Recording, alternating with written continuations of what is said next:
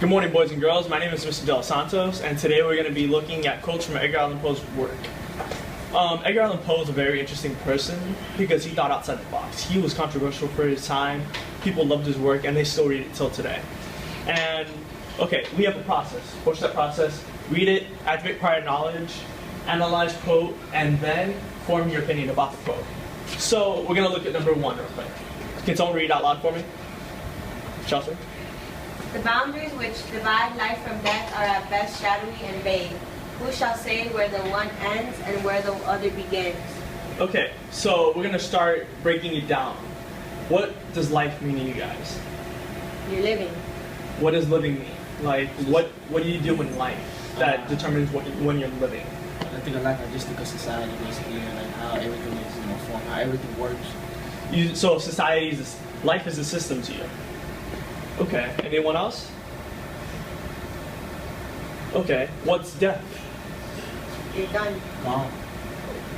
What happens in death? Honestly, in death, I picture like it's a different portal because you don't know what death is. So it's shadowy and vague. Is life shadowy and vague as well? Like, are there times where you don't know what's gonna happen? You don't know where you're gonna go? You don't know your future, you don't know what's gonna happen next. Exactly. So life and death are both shadowy and vague. Now, what's a boundary? Limits. Limits. What kind of limits? Yeah. It separates two things, right? Okay. So what's the boundary between life and death? We don't know. We don't know, exactly. So life and death are both shadowy and vague, at best.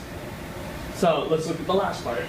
Who shall say where the one ends and where the one begins? Where does your life begin and where does it end? When we're born.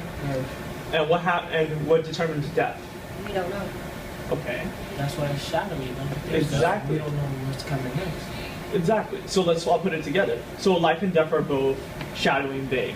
So we don't determine what happens in life, and we don't know what happens in death. So we have to try and figure it out in our own life that they're shadowy and vague. Okay. Now I have to tell you one thing. I'm very proud of you guys for coming to class. You came to class on your own will, right? You signed up for this program and you're pushing yourself to work, right? That's the first step to proving that you can do whatever you put your mind to. It just has determination and willpower. And I believe in every single one of you that you have the willpower. Okay, so now we have another quote. But first, I want you guys to read the steps out loud. Can someone read them out loud, step by step? Selvin, read it. That's one. Anyone else? Chelsea? Activate prior knowledge. Christian? Analyze quote in text. And the last one, Selvin? Form your own opinion, conclusions. Okay. Now, can someone read it out loud, please, the quote? Christian? Beauty of whatever kind in the supreme development invariably excites the sensitive soul to tears. Okay. Now, I want you guys to activate your prior knowledge. What does this make you think of? Soul to tears, supreme development, beauty of whatever kind. What does it mean to you? Like a passionate moment. A passionate moment? Supreme development is passionate moment or soul to tears? Whatever leads to supreme development is a passionate moment for soul to tears. Okay, so can you explain that? Kind of break it down more? So maybe like, say, a newborn baby. A newborn baby? Newborn. How does it deal with a newborn baby? When it's finally born, the father finally holds his baby, and he feels this passionate moment. He's down to tears because he finally got to see his child after so long. His development. Now it's a supreme development. Because it's finally out. Well, that's a great analyzation. Anyone else? Okay, so, and now form your own opinion on this. What do you guys think of this quote?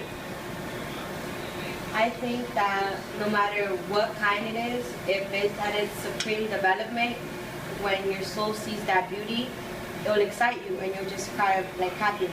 You won't cry of sadness. So now connecting what Christian said and what you just said, what did both of them together mean? That when you see a baby, your baby for the first time, no matter what it looks like, it's still beautiful to you, right? Okay, so anyone have any last questions, concerns, anything? Well, thank you guys.